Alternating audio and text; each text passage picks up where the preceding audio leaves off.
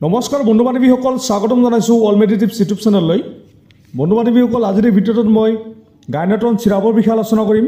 এই গাইনেট্ৰন চিৰাপটো কি কণ্ডিশ্যনত ব্যৱহাৰ কৰা হয়, ইয়াতে কি কম্পজিশ্যন আছে, কোনটো কোম্পানীয়ে মেনুফেকচাৰ কৰিছে, ইয়াৰ মূল্য কিমান, ব্যৱহাৰ কৰাৰ পিছত আপোনাৰ কি বেনিফিটছ হ'ব আৰু আপোনাৰ কিবা ছাইড ইফেক্ট হ'ব নেকি আদিৰ বিষয়ে এই ভিডিঅ'টোত মই বিতংভাৱে আলোচনা কৰিম।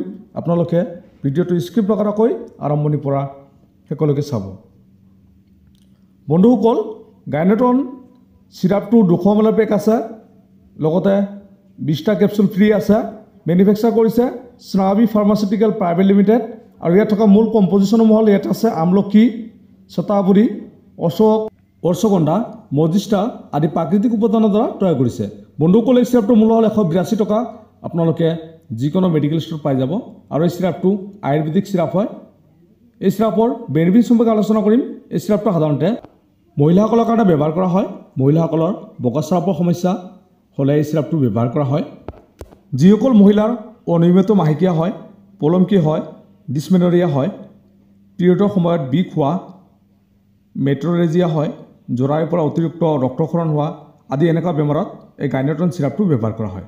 বন্ধুসকল, ইয়াৰ উপৰি প্ৰিমেনষ্ট্ৰুৱেল চিণ্ড্ৰম আদি বেমাৰৰ পৰা আৰাম পাবলৈ এই চিৰাপটো ব্যৱহাৰ কৰা হয়।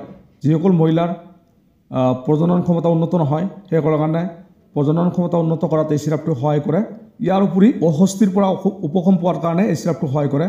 ইয়াৰ উপৰি মূৰৰ বিষ আৰু স্নাবিক যিবিলাক দুৰ্বলতা আছে এনেকুৱা কণ্ডিশ্যনত সহায় কৰে।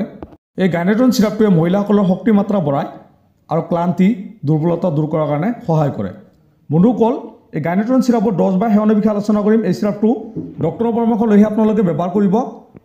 10 ml কৈ দিনত 2 বাৰ আপোনালোকে খাদ্য খোৱাৰ পিছত খাব লাগিব, অথবা আপোনালোকে ডক্টৰৰ পৰামৰ্শ অনুসৰি ব্যৱহাৰ কৰিব।